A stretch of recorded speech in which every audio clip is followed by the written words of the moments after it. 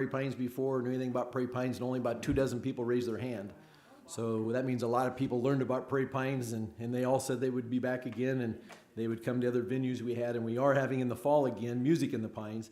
This was a ticketed event, but in the fall, Music in the Pines will be free like it was last fall, and it'll be Lloyd McCarter and the Honky Tonk Revival, the same band we had last year. So it'll be on a Sunday night, October 11th, so get that on your calendar, and that'll be a free event out at Prairie Pines. I'm going to have Ross Scott come up, and he's going to tell us a little bit about our upcoming event on Saturday, the Prairie Celebration out at Wildcat, Ernie Rusick Prairie. But we're kind of watching the weather, but I'll let Ross explain a little bit of what we're doing. But I know we're watching the weather closely, just like we did with Comedy in the Pines. So Ross is the chairman of the Conservation Committee. So Ross, I'll have you come up here. That way you've got the microphone so people at home will hear you. Good evening, everyone. Wildcat Creek Prairie is one of our nicest prairies. It's down in Gage County, a quarter-mile back on a mud road. So it's got bobolinks. I was down there Monday. Bobolinks are there. And it usually has a nice big population of regal fritillaries. So we've been trying to get people down there for a few years now, but the road and the weather never cooperate. But we're going to give it another try Saturday, 9 a.m. to 12. To get there, you go to Beatrice and then go east on 136 to Highway 4 to the little town of Virginia. Then at the west edge of Virginia, go south till you get to the B line, then go back west for a mile. We'll have signs out. If you can't follow those directions, look up Wildcat Creek on Google Maps, and you can get there. Or get on our website, hit prairies at the top of the field, and follow Wildcat. There's specific directions on how to get there. 9 to 12, we'll have concurrent sessions. We'll be doing birding. We'll be looking at the prairie, and we'll be looking at 42 acres of CRP where we're doing prairie restoration because we put 42 acres of cropland back to grass 3 years ago. So plenty of things to do. Dress for outdoors, bring your water bottle, we'll have water available, and come and have a good time. Hopefully the weather holds. Thank you, Mark. Thank you, Ross. We'll try to get something out on Facebook if we cancel, or anyone can call me too and check in on it and see what we got going. This morning when I got to work, I had to go in the other gate because we had a limb across the gate, and so I had to use a chainsaw to get that down. Then once I got inside, we had plenty more limbs. So we had about a little under 2 inches out there, but I know at my house in Lincoln I had 2 1/4, but there were a lot of winds this morning. Got pretty alley, so we're hoping that doesn't happen down there Saturday morning. If it's going to rain, hopefully it holds off and comes later. It didn't rain down there last night. It sounds like it was north of there, which is good, but it is a minimum maintenance road and it's a little bit muddy. We will try to have some four-wheel drive vehicles and a UTV to shuttle people if it's not too muddy. So that's kind of the plan right now. We had too much of going on in June. There was Comedy in the Pines and some other things going on, so we didn't have a volunteer work day at Prairie Pines. We wanted to do one every month, but we're going to try to get one scheduled for July. We don't have a date yet. It'll probably be on a Sunday. We usually do it 10 to noon. And then we'll probably also do a work day at Fletcher Prairie for Dr. Fletcher, so we're going to try to set something up. And then we'll probably do some seed collection events. We've got a couple sites where we can collect some seeds. So if you're interested in doing some volunteer work or seed collection, let me know. We'll get you on the list. The big event coming up, we've got the big sign out there at the front table, and we have the flyers, and that is our Tour the Wild Side. That will be Saturday, June 20th, 9 to 12, and we've got 5 sites, and there's some very interesting ones. One of them is just right down the road here, just off of A Street. We've got one over at Edenton Park by the swimming pool, and then we've got a really neat, the worms have a really neat English garden. They said when they moved in it was a Japanese garden. They turned it into an English garden, but they do have a lot of native plants too there. So it sounds like it'll be very interesting. So be sure and pick a flyer up out front. It's got the addresses on it. So pick one of those up on your way out if you didn't get one already. We'll take a couple quick minutes and see if anybody's had any unusual bird sightings. Out at Prairie Pines at the feeders, we've had nuthatches, woodpeckers, towhees, rose-breasted grosbeaks, cowbirds, cardinals, blue jays. One hummingbird has been coming back, one female for the last 2 weeks. Maybe she's got a nest in her mind. And then we've had a couple hen turkeys with their little clutches of chicks, just little tiny fuzzballs the last couple weeks. So they have hatched out there at Prairie Pines. So does anybody have anything unusual that they've seen or been out on a bird trip? Yes. Well, I went on a little arbor tour at East Campus a couple of weeks ago for the Get to Lincoln Day, Yep. and you know, you could hear this Bob White. And Right on he campus, was- huh? Yeah, he was just strolling across the green. Okay, so and Bob people White on East following Campus. him and taking photos of him. He was just walking, and then he flew up on the back of a bench, and then he stood there on the back of the bench and just kept looking for a girlfriend. I Yeah, guess. yeah. If he was calling, it's that time of Out in year. the open like that, and just and there were a lot of people around. Yeah. Didn't bother. I thought maybe you were going to tell us about the tree squirrels, even though it's not a bird, but a lot of people go there to see the flying squirrels, the tree squirrels. But yeah, well, that's neat. Anybody else have something? Anybody have anything at their bird feeder or been out to Branched Oak? Or yes, Ross. Got a yellow-billed cuckoo. Yellow-billed cuckoo. Is that at your house at the bird feeders? Yeah, at my, not at the bird feeders. Just around? Windbreak. Okay. Very unusual call. Okay. Yes. So a meadowlark at Holmes Lake. Meadowlark at Holmes Lake. They're becoming harder and harder to see. People have told me the number of meadowlarks they see anymore is really down. Okay. Anybody else? Yes, Bruce. A month ago, we went to visit my brother in the Panhandle and went through Crescent Lake. Yeah, Crescent Lake. Saw lots of shorebirds. There's not an abundance, but there were some ibis, double-crested ibis. Yeah, ibis. On the way back, we stopped at one of the rainwater basin sites, the Smith SWMA, Yeah, and saw black terns. black terns in the rainwater basin. Okay. Did you see any blackneck stilts when you're out there? Okay. And avocets, were there avocets out there? No? Okay. Usually on Highway 2, I always see avocets and blackneck stilts. So anyway, okay. Anybody else have anything? Yes. We have a pair of hummingbirds that we have most every year Uh-huh. that stick around from spring through fall. Okay, so they're probably nesting then. And I've seen the male hummingbird doing the courting dance. Yeah? Really cool. Okay. But they stick around, but you haven't spotted a nest yet, huh? Well, we live in kind of a wooded area. Oh, so it'd be difficult to spot them. Yeah, we live by Wagon Train. Okay.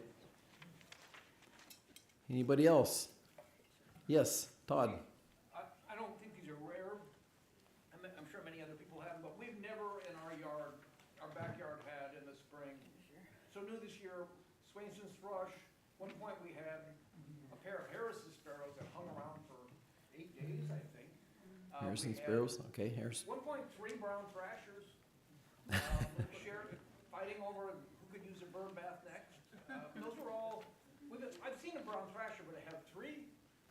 We've never had a Harrison sparrow. Never had a Swainson's thrush. 3 brown thrashers. Okay. Are you going through a lot of bird seed? We've noticed in the last 3 weeks at Prairie Pines, we're going through more bird seed than we did during the winter.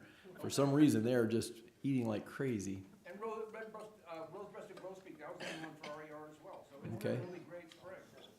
Good. Okay. Well, with that, I'll remind everyone that tonight's presentation and past presentations are available on YouTube. So if you enjoyed tonight and want to tell people, tell them to go to YouTube and look it up. Tonight, it's my pleasure to introduce tonight's speakers, Dr. Gabriel Rivera and Jennifer Blankenship Rivera.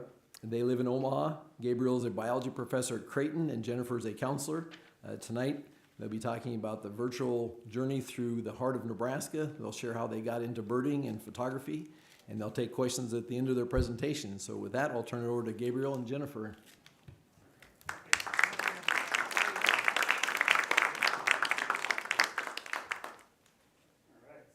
We are mic'd up. All right.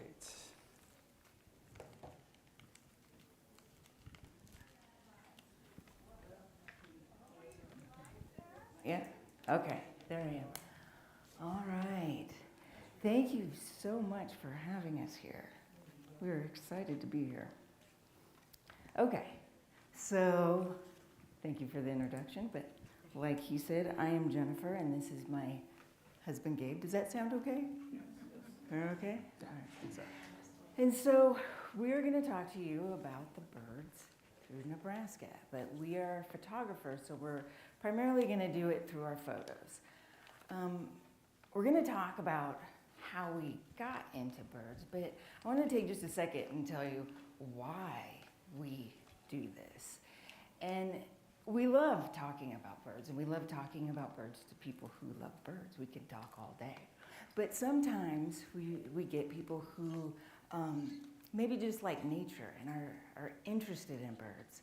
And those people become the most important people, because we know if you look up and you discover these birds, you'll fall in love with them. And when you fall in love with them, the more people that fall in love with them, the more people there will be to protect them.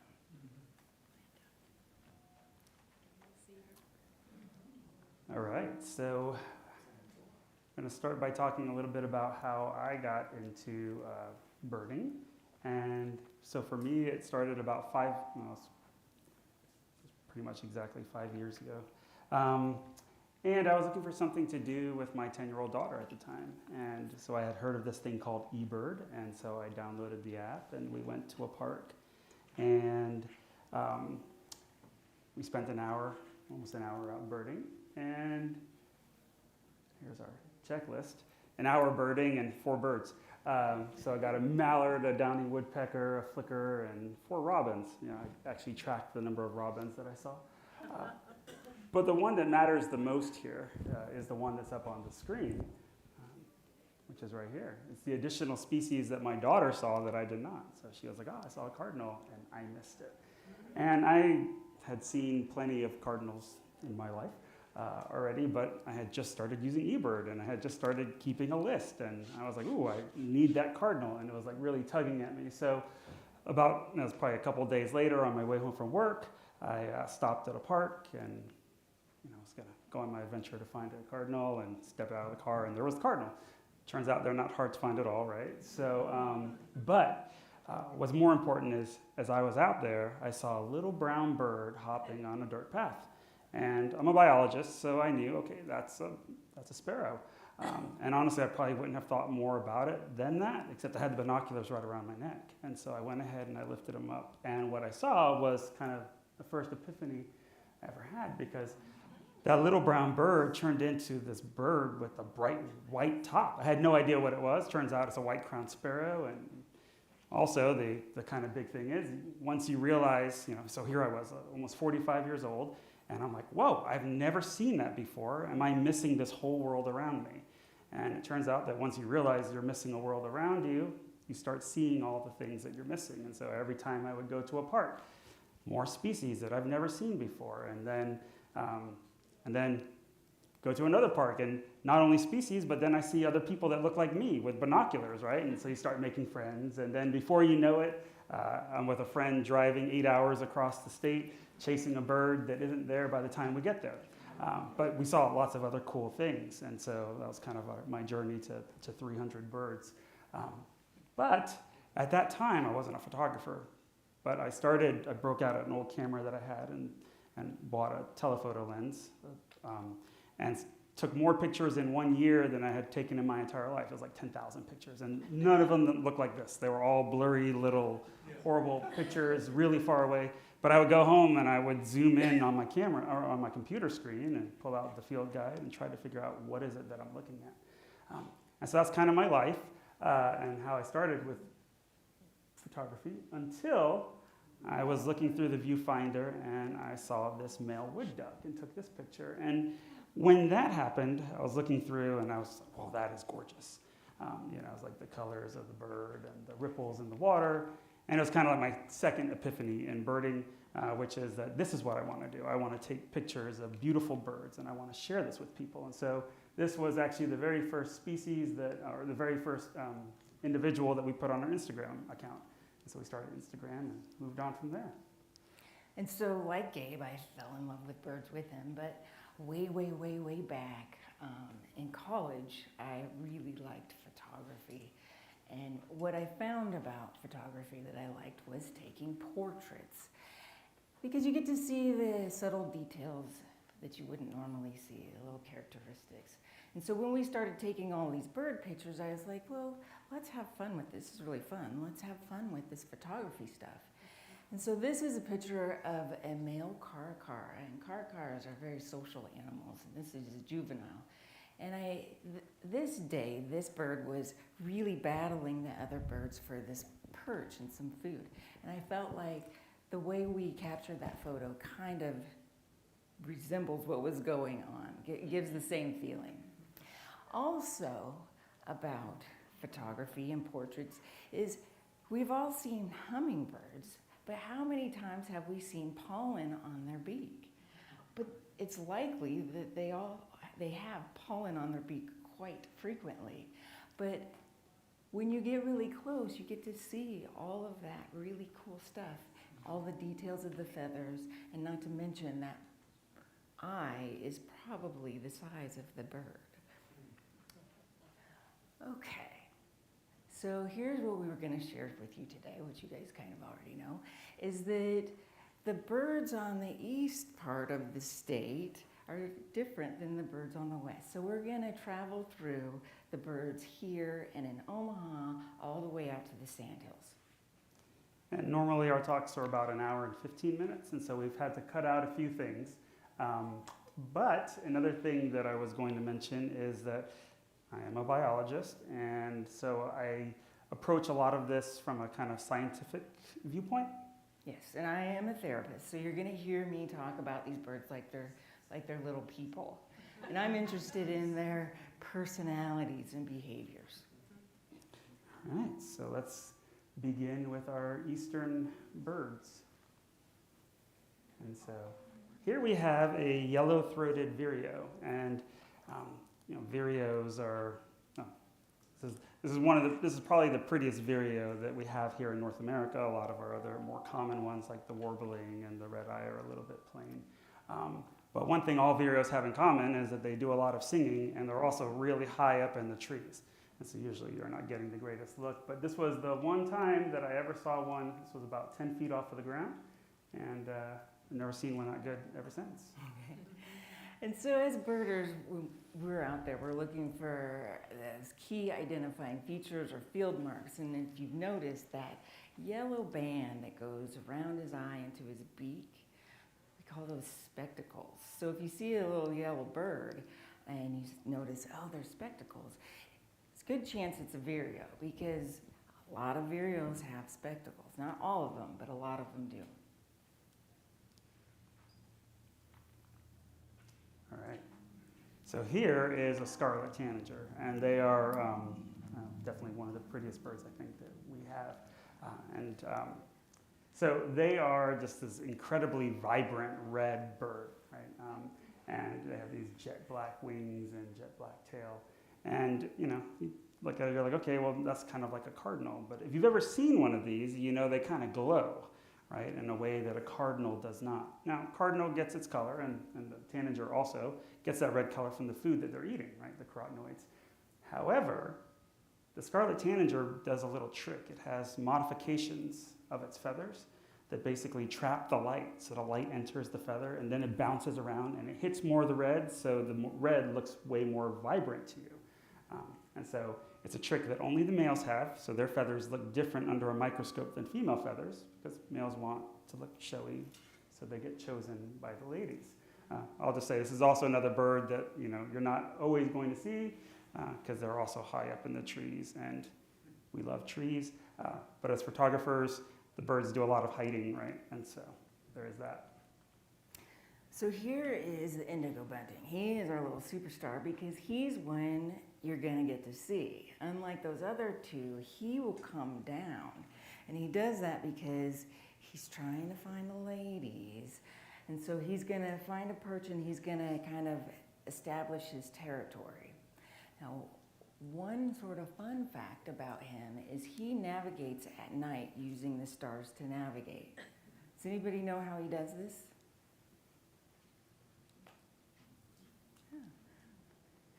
Okay, well, at night there's only one star that doesn't move, right? And so he focuses on the North Star, and that's where he goes. Another really neat thing about these guys is where they get their color. So I'm wearing a blue shirt, and got a microphone down there. And my shirt looks blue because it's got a blue dye, right? And so unlike the cardinal and the tanager, which get their red color from their food and the pigments in it, the indigo bunting gets his color from a special trick, because it turns out that there is no blue pigment in the bird world. So any blue bird that you have ever seen, if you actually looked at its feathers under a different type of microscope, basically it would all look brown, right? And so the blue comes from a trick of light. Maybe There's you a should lot of feedback over come here. this way. Come Okay. this way. Is it the speaker? It depends on where you are with between those two speakers. So when you find a sweet spot, don't move. Yes, stay there. Stay there. Right here? Yeah. Okay. Right here. Okay. That's what's been bothering me the whole time. Okay. Anyway, so we got the indigo bunting, and he is blue using a trick of light. It's actually the same You're still no good. trick of light. Whoa. We're gonna switch you to a handheld. Okay.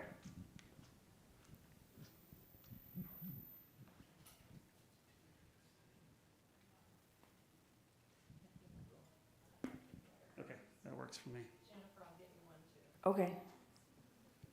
All right. Now I'm worried. Okay. No, every sweet spot now. Okay, I'm gonna stand right here. Sounds okay? Okay. Right. So, the blue color. The blue color comes, it's kind of similar to the way that the sky looks blue, right? The sky, the light isn't blue, but the blue wavelengths get scattered by the particles in the atmosphere, right? And so we see blue. The same thing happens with the indigo bunting.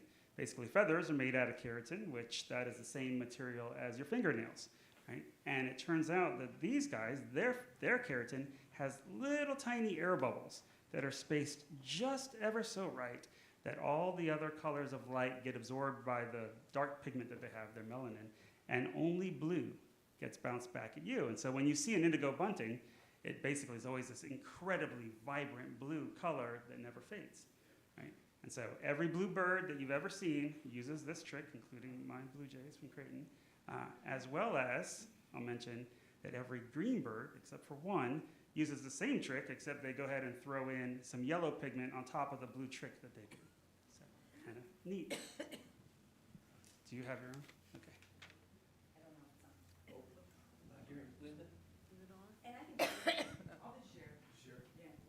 That might help with feedback. Right. Okay. And Gabe, click the slide. Yes, okay. All Now right. I'm with it. This is our eastern wood pewee. He is such a cutie little patootie. One of the things is he's like the indigo bunting. He's a bird that you're actually going to get to see because he's coming down. He'll find a branch where he will stay, and he'll pop out, and he'll get an insect, and he'll come right back. Now, as a photographer, we really like him because you can hang out with him for a long time. And the cool thing about him is it seems like he kind of gets interested in what we're doing. So we get really kind of fun poses with him. Now, he is a bird that I say likes to tell you who he is, right? Because his call sounds like pee-a-wee.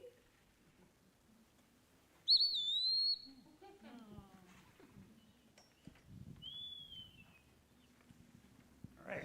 So something about the peewee and all of the other species that we've shown you so far, those 4 species, they all are basically migratory birds. And so they're going to spend their summers here with us. And so if you look up at the figure there, you can see the orange, and that's their summer range. That's their breeding range. And blue is showing you where they're spending their winters. And then yellow is basically where you can find them as they're undergoing migration. But something I want you to note is if you look, there's an eastern distribution because this is a forest bird that likes the eastern deciduous forests. And we know in Nebraska that those forests don't make it all the way across, right? We're going to be entering the plains or ag fields now, or a mix of both, I suppose. But what you see is that all 4 of these species are going to be found here in Lincoln and in Omaha, but if you get out to Scotts Bluff, they're going to be incredibly rare to find. They're going to be replaced by other species. So another thing to mention is this blue arrow. And this blue arrow here represents the Central Flyway. And so the Central Flyway is a bird migration superhighway that birds are going to use because there are a lot of birds from South America are migrating up, and they're going, all the way up into Canada and the Arctic, where they'll be breeding. And so this combination of kind of habitat shift from the eastern deciduous forest across the Great Plains, kind of getting to this coniferous forest on the other side, as well as the Central Flyway, make Nebraska a really wonderful place to be a birder. And I didn't know that. I'm from the coast, and so after 10 years here, it's been a delight. And so this is our western wood pewee, who looks pretty much the same as our eastern wood pewee. However, out west, there's a lot of barbed wire, so that's where we found him. But he was doing the same thing, just hanging out, getting bugs, coming back. But there is one big difference. In fact, the way we tell the two species apart is their call. He doesn't say pewee like his cousin. He says something different.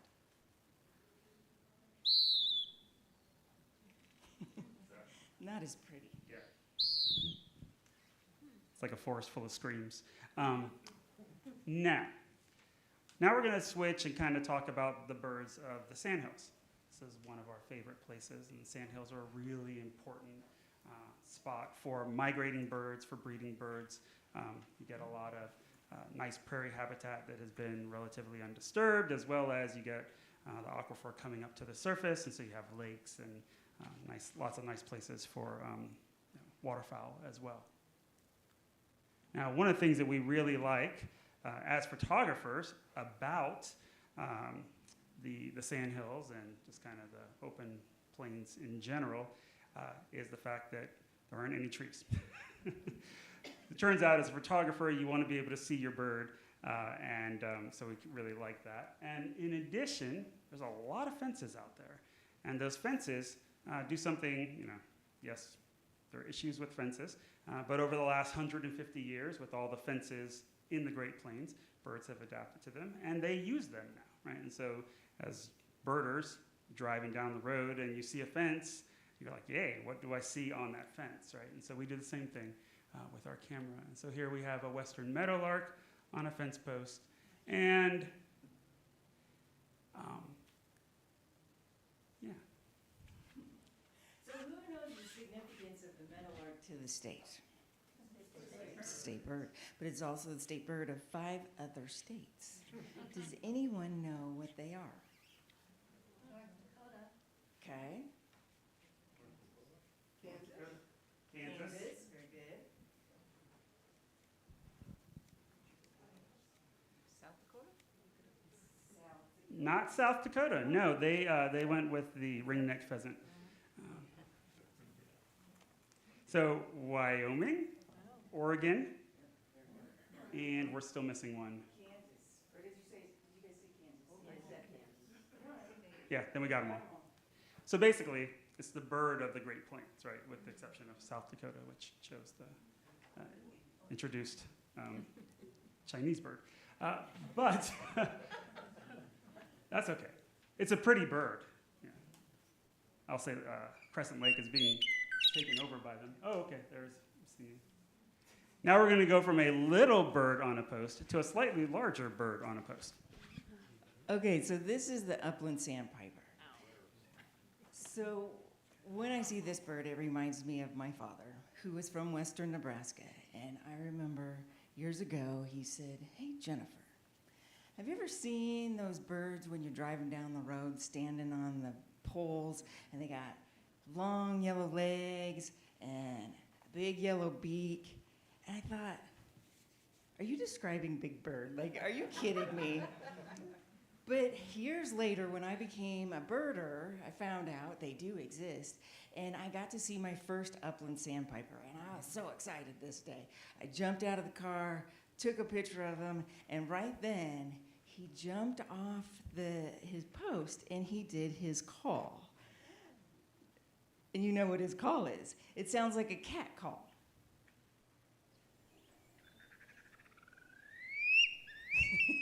And I thought, oh my goodness, this is such a fun bird. Oh, another thing about him.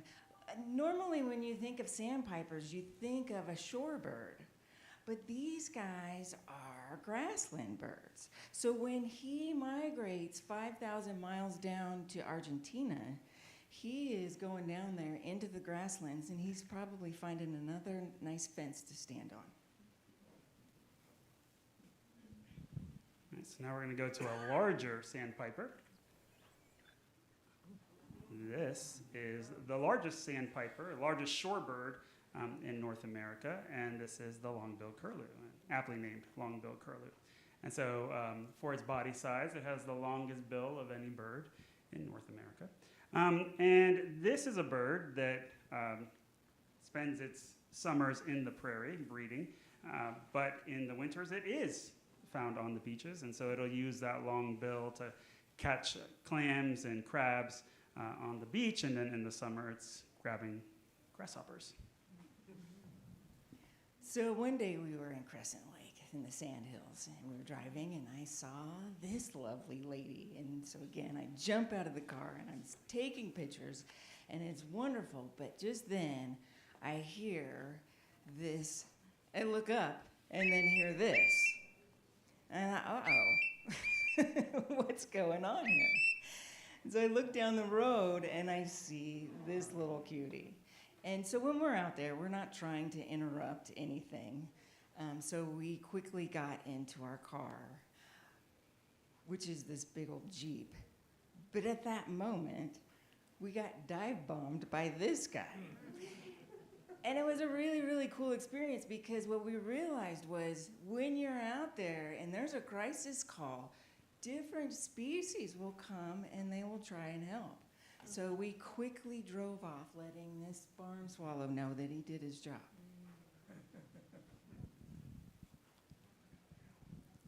All right, and so this is obviously a very iconic bird of the prairies. This is the greater prairie chicken, and it is well known for its lecking behavior.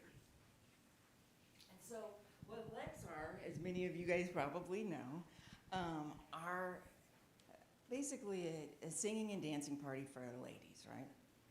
So I think it's the next one. They'll come in and they fashion their feathers and they do their little dance, and then they puff up their air sacs. And we're gonna play their song. That's what it sounds like.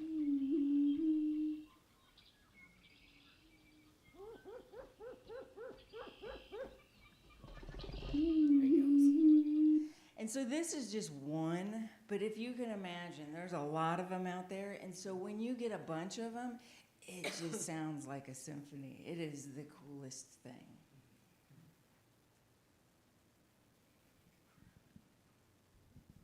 And one thing that I'll mention, it's kind of fun passing this back and forth. We could just do it like this, yeah. All right, but one thing to mention is those air sacs, right? So you hear that they call them the booming grounds, right? Because it's that deep, deep booming sound. And those air sacs act as resonance chambers, and they take the call that the bird is making, and they make it both deeper and louder. And that way, you can hear that sound traveling, miles across the open prairie. Okay, so the other thing I want to say about the lecks is how it works is they're basically in a circle. And the females are at the perimeter of the circle, and they're looking towards the middle, because the center is where the dominant male is. And as the other males are doing their dance, they're working their way trying to get to that center. And as a photographer, it's super, super fun, because when they get close to another male, this is what happens. It gets very dramatic. And so how many of you have been out to Burchard before? Yeah, and so I took this year, Creighton, one of my students started the Creighton Birding Club, and so we all woke up at 3 a.m. And that's a really wonderful thing when you get a group of like 19 and 20-year-olds to wake up at 3 a.m. and drive to go, sit in a little blind and basically watch this beautiful just beautiful birds. Well, we call it a prairie chicken, but it turns out it's not actually a chicken at all, right? It's a grouse. And we do have a second species of grouse here in Nebraska. It's a more northern species, and so you kind of get them further north, and then they move up into some of the more northern states. But this is the sharp-tailed grouse. And it's also a lekking bird. It also has air sacs. Its air sacs happen to be purple, and it does its own little song and dance.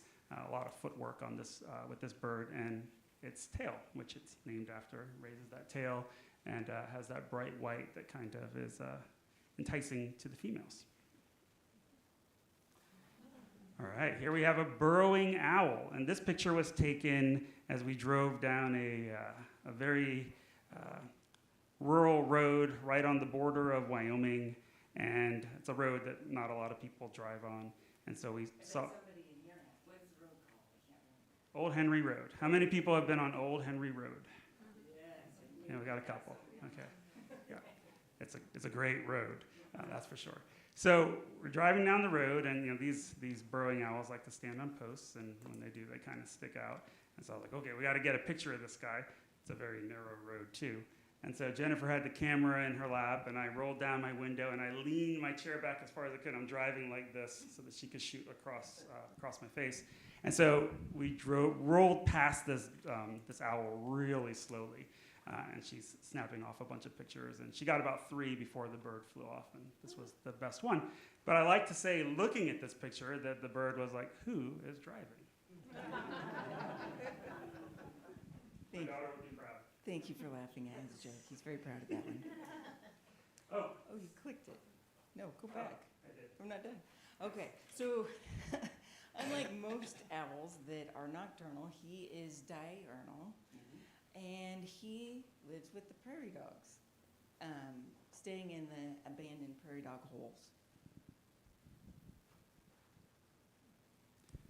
Obviously, we all know who this bird is. This is one of the most ubiquitous birds that we have here in North America, from the East Coast to the West Coast, from Canada down to Mexico, the red-winged blackbird.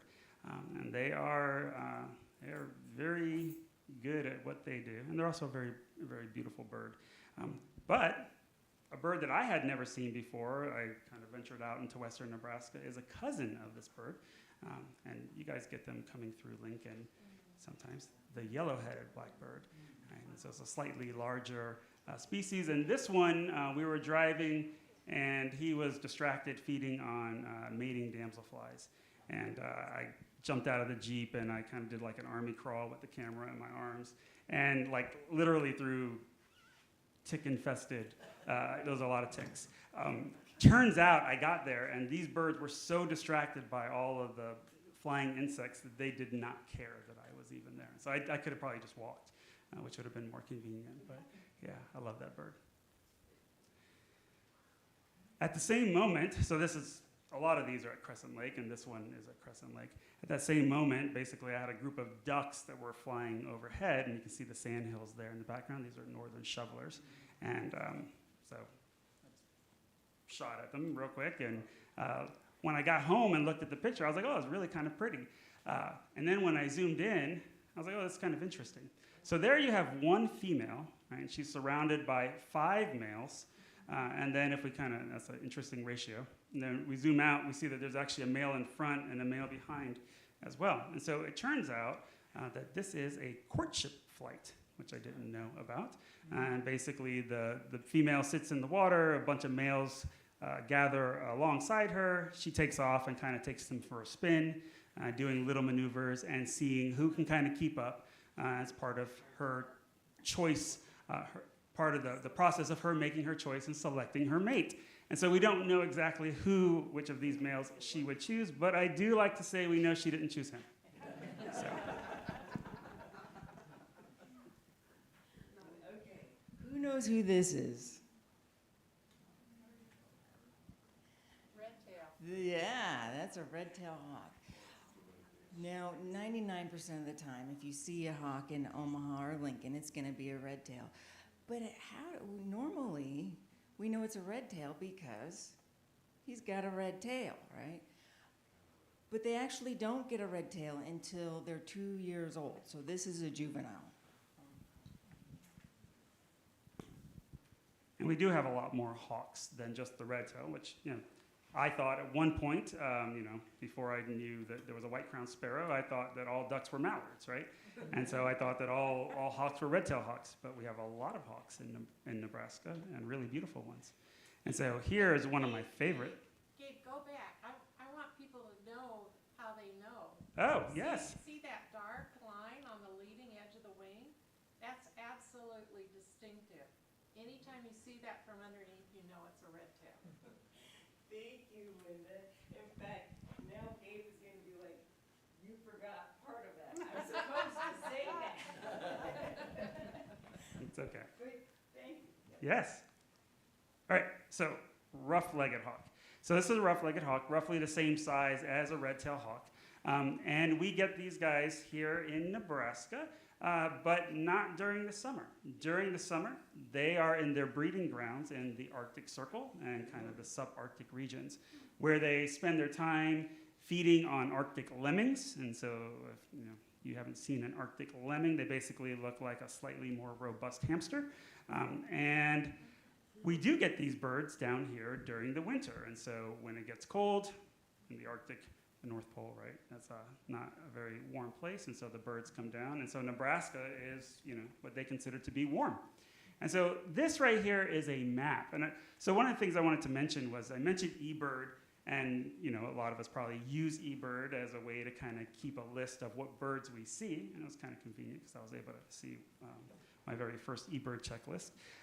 But scientists also use this information and can use this information, checklist information, to understand movement patterns of birds and to do actual research. And so what I'm going to show you here is a real quick video of the yearly distribution of the rough-legged hawk based on eBird checklists. And we're starting here on January 1st. And what I want you to notice is that here in Nebraska, all right, we got them throughout the entire state, and it's lighter over here where we are and much darker over here. And like when we go out to Scotts Bluff in the winter, it's like every mile there's a rough-legged hawk sitting on a post, and it's just amazing.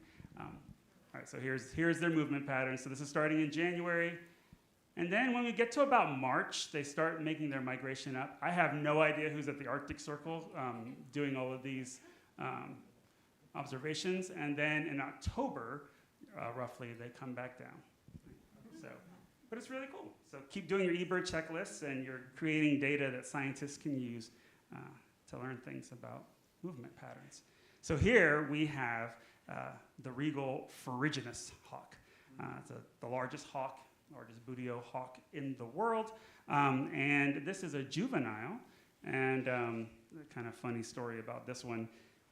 So as you'll see, and as I mentioned with the owl, we do a lot of photography from the vehicle, right? And so we have a Jeep, and it turns out you can take those things apart, and it works really great.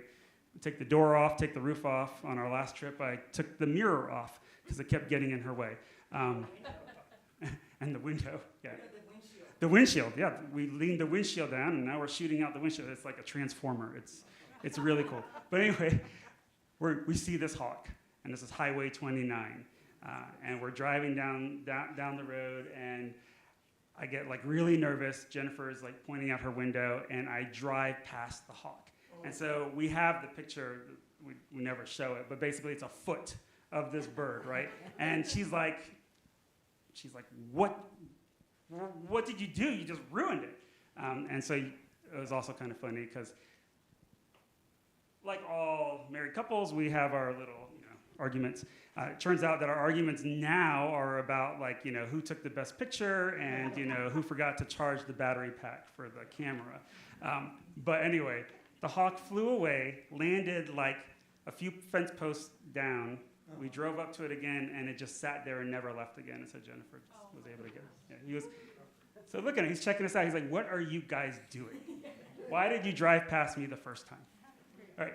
So another thing I'll mention is ferruginous hawk. The ferruginous basically is referring to an orange color, not this orange color because this is a juvenile, but this is the adult, and you can see that beautiful orange color. It's just a gorgeous, gorgeous bird.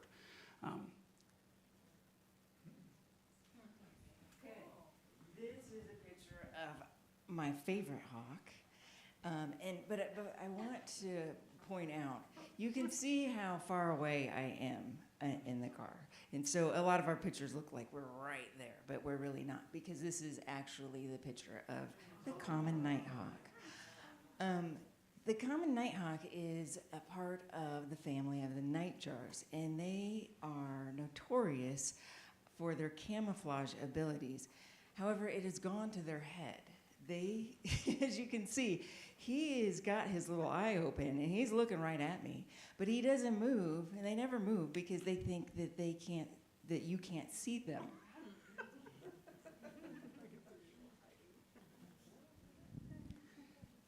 So if the long-billed curlew had the longest bill per body size of any bird here in Nebraska, the common nighthawk probably has the smallest, right? This is a bird around the size of a dove with a bill that's probably a little bit smaller than a finch.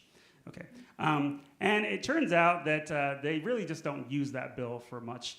They have a very large mouth that they open and that they use to catch flying insects. Very much the same types of insects that bats are feeding on. In fact, last year during migration, we had a group of bats that live at our house, as well as another group of nighthawks all flying around our backyard feeding on the same swarm of insects at the same time. And that was a really cool experience. Something else I'll mention about this species is that they have an incredibly large eye because they're active at night, right? And as the sun is setting, you get to hear them becoming active, and so they need to see those little insects in very low light. Something else that I'll mention is these birds have incredibly narrow and long wings for their body size, and they have a really weird kind of snappy wing beats that they do. And so if you see a nighthawk flying above you, you'll or if you see a bird that's flying above you, it kind of looks like, what is that bird doing? It looks like it's having a hard time staying in the air because it's flapping its wings so fast. It's probably going to be a nighthawk. And you can check because they have this kind of distinctive white feature, white mark underneath their wing. Now, these birds, just like the upland sandpipers, undergo really long migrations. And so I think, the upland sandpiper goes like 10,000 miles in a year, and so the nighthawk will also do the same.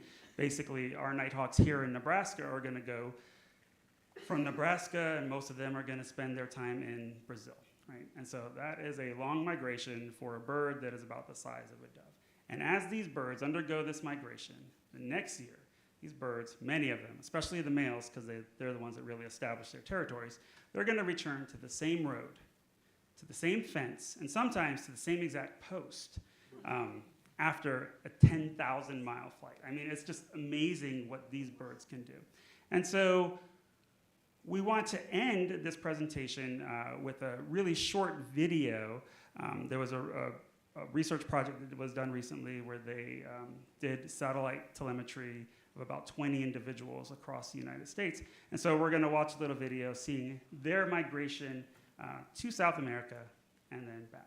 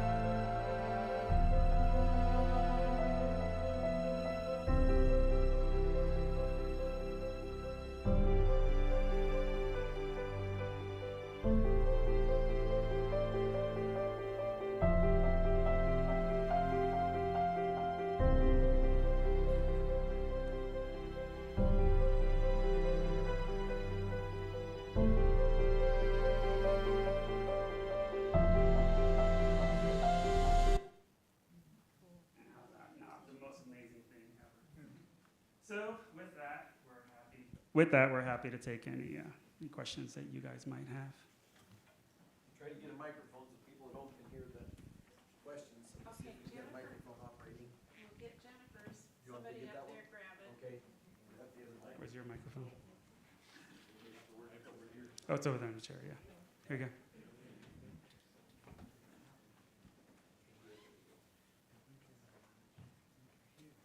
Well, I just want to thank. Okay.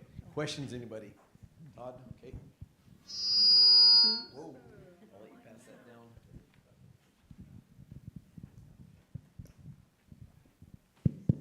Have you ever been able to get a good photo of a woodcock?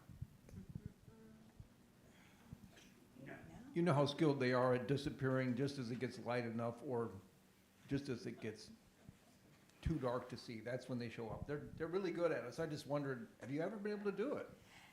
We haven't yet. We should, but you know you can go see him in Grant Park. Did you see the videos of him just hanging out with everybody? But no, he's definitely such a charmer. We'll eventually get him. Supposedly in Pioneer Park here in Lincoln, there have been some people who have been able to see them quite frequently and hear them, but I don't know if they've gotten photos. Other questions? Just raise your hand and I'll get the microphone to you. Okay. Oh, this is Gabe's pride. We just got him at. Crescent Lake, yeah. So this is a white-faced ibis. Wow. Yeah. And this was another one where I crawled through dried mud and then started sinking into it. And it turned out that the bird never left. I then sat up, the bird never left. I then stood up, the bird never left. So again, it was kind of like I did more than I needed to. So you can see I do that a lot. But it's when you don't do that, they always leave. So how far away are you from that bird when you take this shot? A little farther away than you are from me. And I noticed that you like that very shallow depth of field. What kind of settings do you use to achieve that? Yeah, that's a great question. So this one was probably taken this was probably like a 4.5 or 5, an f of 4.5 or 5. So we have our camera, we have 2 lenses, one that goes from, one that's a 400 to 600, or 400 with a teleconverter up to 600, and that one goes from a 2.8. Don't like going too shallow because then you don't get the whole bird in focus. But with this one, it was actually really kind of challenging because the grass behind the bird, as the bird was moving, it would move and the grass wouldn't be far enough. And so then I would kind of like crawl this way so I could try to line up a shot where there was like an opening. And so this was one of the ones where there was an opening in the plants where the next plants weren't so much further behind it. So yeah, I did. That was one of the exciting things that we learned about photography is basically don't just point and look at the bird, look at what's behind it and then rotate yourself so that you get a nice clean background. And so yeah, we really do try to do that. And can you rely on autofocus with modern equipment, or are you having to do this manually? For these birds that are wide in the open, the autofocus works really good. Yeah. You guys ever go to Heron Haven in Omaha? Yep. On Maple? Yeah, This should be a fun yeah, it's spot. really close to where we live, and Okay. so we try to get down there once every couple of weeks. Other questions?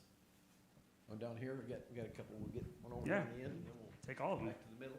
There you go. Have you ever photographed the horned larks in the sandhills? Yes. Those are the birds I grew up with. I'd watch for nests, and it was always so fun. Yes, they are one of my favorite birds.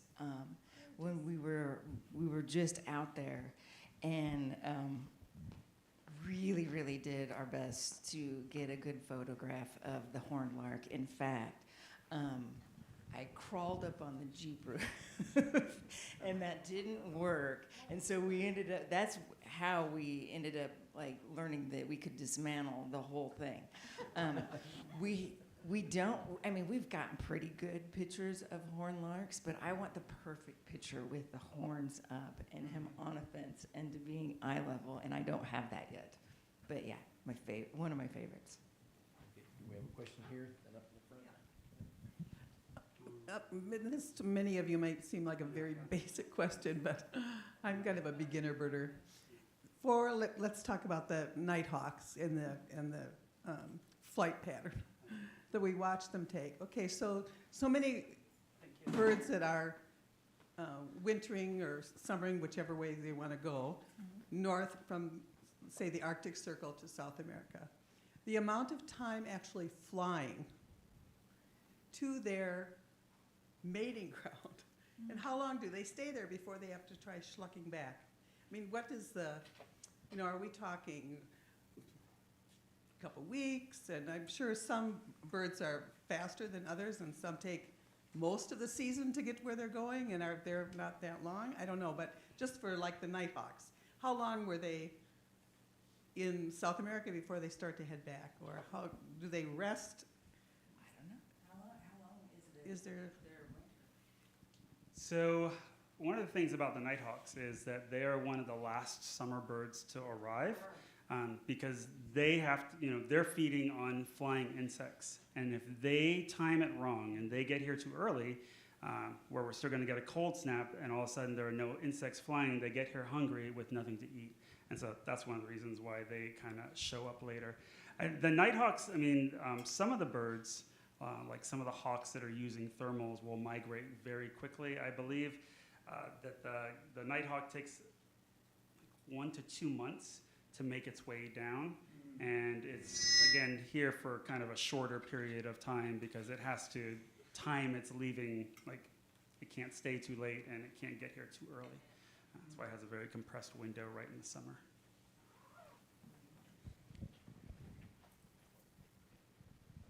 So a lot of birds, we even identify them by their behavior. But is there a particular bird or story that had a personality that you remember? All of them. No, there's so many that are interesting, and I'm finding out more and more about their personalities. But my very first time, it's kind of a weird story, but anyway, we were in Fontenelle Forest, and I really wanted to see the cuckoo, the yellow-billed cuckoo. It's a fascinating bird. And so I'm following it around, or trying to find it. I'm hearing it call, and then it's calling over here, and it's calling over there. And right when I start to give up, he pops out. And so it was late. There was nobody there except for us. And it was the first time, and he didn't believe me. I'm like, that bird is messing with us. Since then, we've traveled to Puerto Rico and South America, and cuckoos, not all of them, because you got some of them that aren't as kind of not mischievous, that's not the right word, but not as kind of quirky. But some of them, they all have really interesting personalities. It's like they're kind of playing with you. I've since made friends with blue jays every day. They come to my house, they will come right up to me, and we feed them, and they will do certain calls to me that they don't to anybody else. So yeah, in the process of making friends with the crows behind our, and I believe I got a gift. But yeah, birds have very fascinating personalities. And we won't go into it. But the more we're learning about the bird language, the more we realize that these are complex social structures. And they more than likely have a very, very complex language. So what they can communicate and how they work together is so interesting. And maybe someday we'll find out what they think of us. We have a blue jay out where our office is, and sometimes will make a hawk noise, so I'll hear that deep shrill, and he's just scaring everybody away from the feeders. So it's pretty interesting. He's able to do that, scare everybody away, and he comes in. And another thing that's interesting about that is if you go south and like in Kansas, those blue jays will be making the sound of a red-shouldered hawk, not a, yeah. I've had experience with red-winged blackbirds. Defending their nests, apparently, if I'm riding my bike along the wrong place, they've flown down and hit me in the head. So I stopped whistling as I rode my bike. But my other question really is, the red-winged blackbird and yellow-headed blackbirds interbreed? I was under the impression that they did. I am sure that they're close enough that they hybridize, but I don't think it's a very common thing. But we've had a lot of birds hybridize. Mhm. You wouldn't imagine, so Yeah. I'm sure it's probably happened. Yeah, and I think that one of the things that we've noticed, when we say the Sandhills, like our favorite place to go is Crescent Lake, and we spend a lot of time there. And at the water where, like, I got the picture of the birds and the ducks flying over, we find that there tends to be segregation of the birds, and so they kind of like the same habitat, but the yellow-headed is choosier about where where the males will build their nests. And so and they're a little bit bigger and just a little bit more aggressive, and so they kind of claim the prime real estate. And then what we've noticed is that the red-winged blackbirds kind of get pushed further down along the shore. And so they're definitely neighbors, but we do at least see like separation, in kind of micro habitat. Thanks. Mm-hmm. Any other questions? We got one. I think they agreed there should not be a red-winged, yellow-headed blackbird, so. That's too much, we're not doing that. That would be a lot. But I agree. everyone would drive all the way across the state to see it. They would, yeah. So a question on the wintering habits of the migrating birds. When they migrate down to South America, is that another breeding ground? Do they breed while they're down there? Nope. It's like a double season? No, that is that's their vacation time. And so, yeah, those birds that are undergoing migrations are basically strictly breeding in the north, and then, just kind of resting in the south. And there are a lot of really interesting changes that we see in behavior. So they're not necessarily doing exactly the same things. And so one of the things that I found, I'll just mention because I think it's a really cool thing that I was reading about recently. And so we have the Swainson's hawk, which is another one of our favorite hawks out west, right? And so you go to the Sandhills or western Nebraska, and you see a lot of Swainson's hawks. And they behave very much like a rough-legged hawk or a red-tailed hawk or a ferruginous hawk while they're here. But also, they're apparently known as the grasshopper hawk, because when they undergo their migration, and so when they're here, they're catching mammals and feeding them to their young, and then they fly south and they switch to a invertebrate diet. And so basically they start feeding on grasshoppers, and they are actually one of the birds, I can't remember who asked the migration question, but they basically use thermals, and so exclusively. And so they have to fly over land, which is why if you go through Central America, you get like 10,000 flying through at a time because they're getting funneled.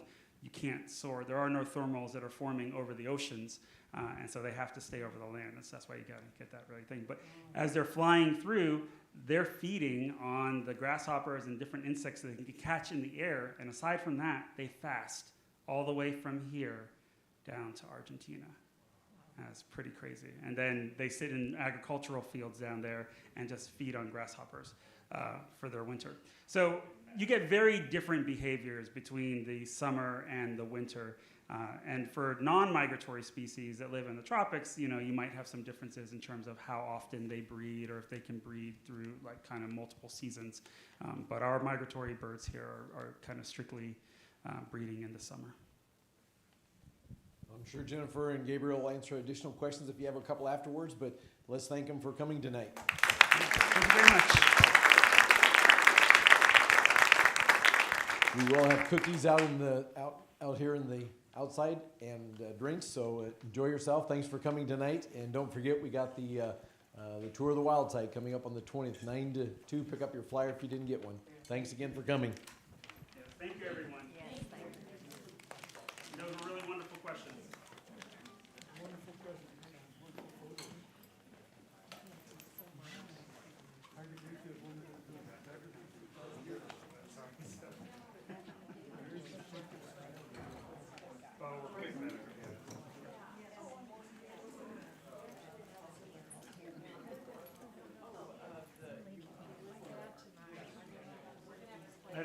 It might have been too because I was trying not to stand right next to her, that I wanted to stand maybe too close to the speaker. I don't know exactly what was going on. But it was right in my right ear for like, you know, like. No, it's okay.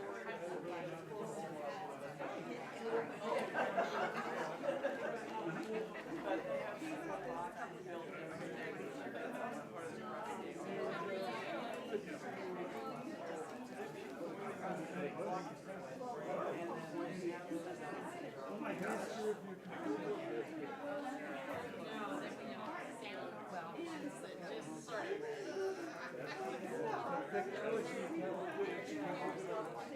It's kind of like the one that just comes out of the post up there.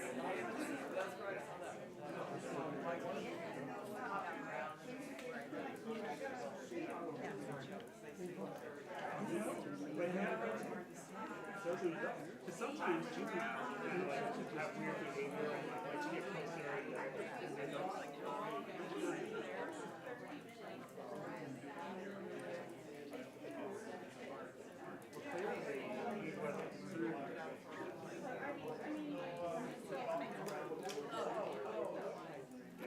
definitely active.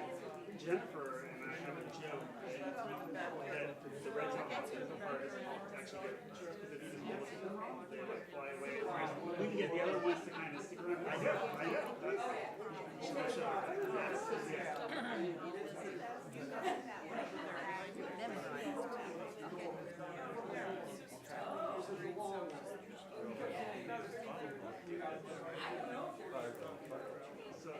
My starting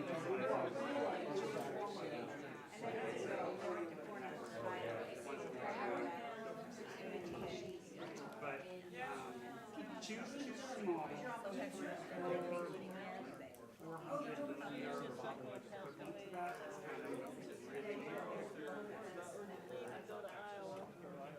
That's like kind of magnification. They do sell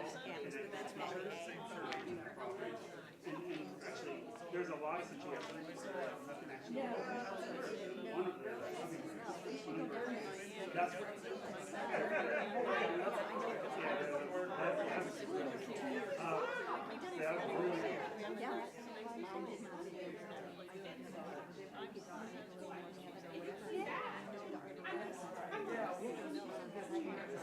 We would have loved to have gotten that close and gotten some pictures. And then absolutely. Sometimes those interactions with others really make you feel like, you know, well, that was really special. You know, it was really special.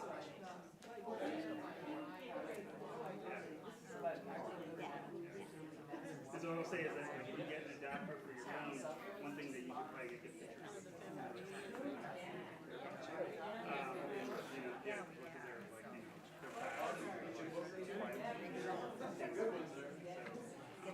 We use our logo.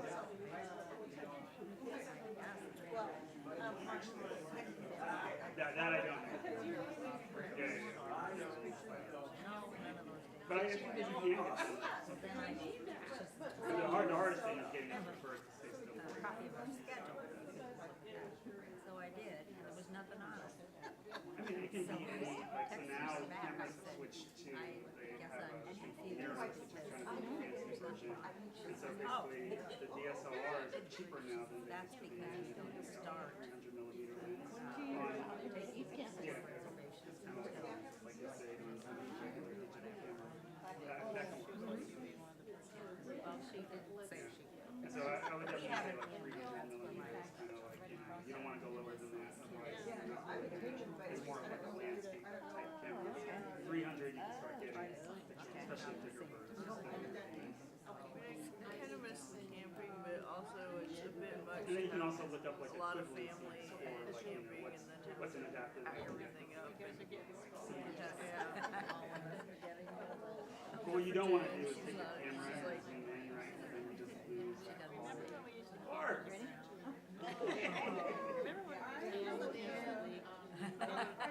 couldn't just get up the next morning and turn it over to your eyes and look. Well, you're standing right next to it, yeah. You're almost close enough that you need to zoom out.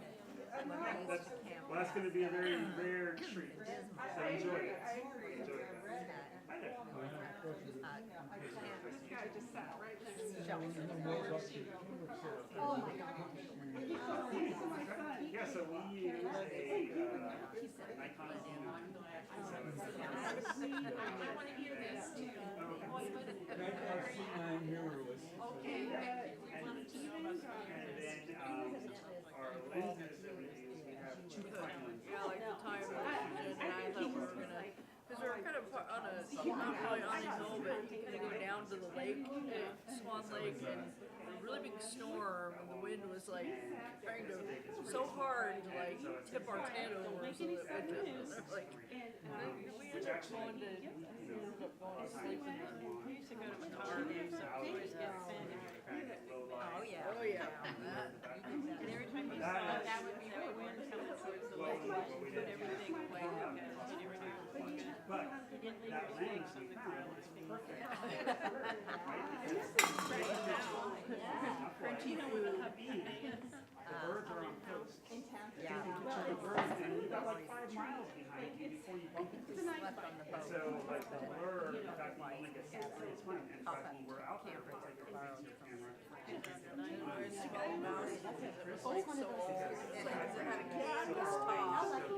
It wasn't like a fancy pop-up now you hear.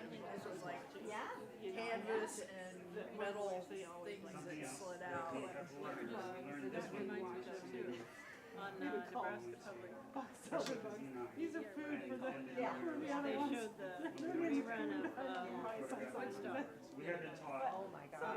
Trying to encourage storm and how they run out of food and all that stuff. Get out some nature any way we can. We went down there and Bikers. you know, yeah. Thanks for sharing. There's no sunlight. Everything is covered by tons of trees. And he was like 5,000 is something. Don't go higher than 5. And so that has changed. That has changed our lives because now a lot of these pictures that we take, I'll turn it up to like ISO 2000, which people would be like, oh no, don't do that. Right now you can run a program and it cleans up the notes. That's what you're doing. It does an incredible job. So we do that. I've worn that around and up our shutter speed, so we're getting. What is that? And I freezing that. Well, it's very frozen. Yeah. Yeah, and so we can freeze. We have hummingbirds too that we have frozen like mid-flight. But that's the other trick is cranking up your ISO. What's the program we use to clean up the noise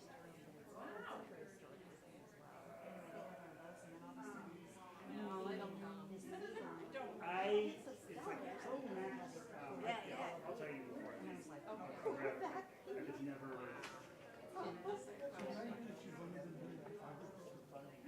Yes, so I had to learn.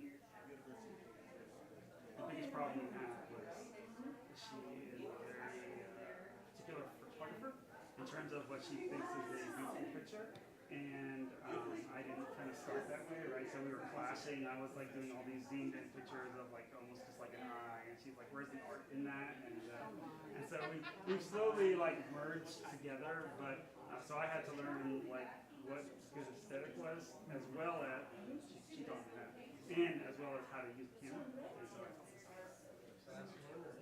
So 5 years of just kind of being really addicted to the. When I first met Barb, I don't think I had a camera.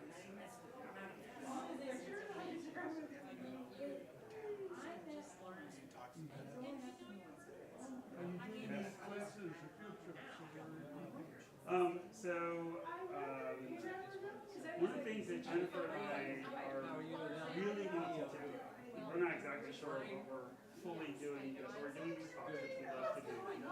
But we also want to, she used to do this thing in Lincoln where it was like like this group that she loosely affiliated with, and they would send out an email like, you know, and be like, hey, we're gonna meet at this park on this day at this time. If you can join us, you know, to join. And so, you know, we want to do that. We want to kind of start like a little birding club in Omaha that can be just like a, you know, because we give talks. We just gave one a couple days ago. We call it a bird talk and walk, and we do it in Fontanelle Forest, through Fontanelle Forest, right? And so we give an hour talk, and then we do an hour walk. Love the walks. Love looking at birds, you know. So it's like, oh, we could do this just Walnut Creek or like any park, you know. And so yeah, we're trying to get people to sign up. We didn't actually mention this, but like on our website, so you go, it asks you to join our little thing pops up that says you want to join our use. Oh gosh, what's it called? Just our little like update. Yeah.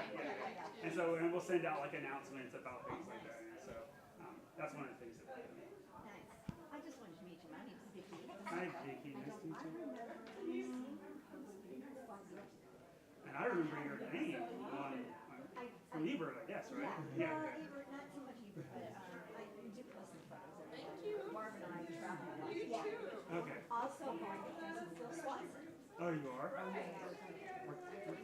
And where were you just at? Oh, we're just down in South Fargo Island. That was, well, we're enjoying, I guess, are they both of your pictures, or? Yeah. We're enjoying this. Barb always gets them out really fast, and then I kind of pick up the slack a month later or whatever. Yeah. Well, I know, I have like so many pictures that I haven't even get like kind of like gone through and edited and digital cameras and 1 terabyte card. You can kind of get a lot of pictures really quick. Yeah, going back to Costa Rica. Ooh. We went last year for the first time. I'm going now with another friend who couldn't go. We're doing it a little bit differently too, so that'll be new stuff for us. Did you guys have a guide last time, or did you did? Costa Rica focus, and they were fabulous. Isn't it amazing? Like, I mean, they really know. Like, the one we used when we went to Ecuador was really like. His name's Javier, and like we found him on Instagram because his pictures were like amazing. And we're like, oh, we want to get pictures like this. Was he just a guide? He was a photographer. Yeah, so he basically did photography guides. Yeah. And so that was really cool. Of course, that's a little bit different than a birding guide, right? And it's like, you know, we didn't get out and see as many birds, but we did see a lot. Yeah. So. Yeah, we're gonna go. I was gonna say she's friends with Phil Swanson, but I'm really good friends with Phil Swanson. In fact, you guys were just at his house. We were, yes. And I was there like a week. And then he saw a cuckoo a couple of days later, I know. or heard it on his puck. Yeah. So we're gonna get a puck because that thing was cool. Like, and like it even tells you like what percentage like chance or like what confidence it has in it. That place, I call it Phil's Oasis. Yeah. It was really nice. Yeah, we saw like 3 or 4 warblers and then like a bunch of orioles and things. Yeah, it's really nice. So Jennifer wants to. We want to do that to our yard. You know, and so we already have a lot of birds, but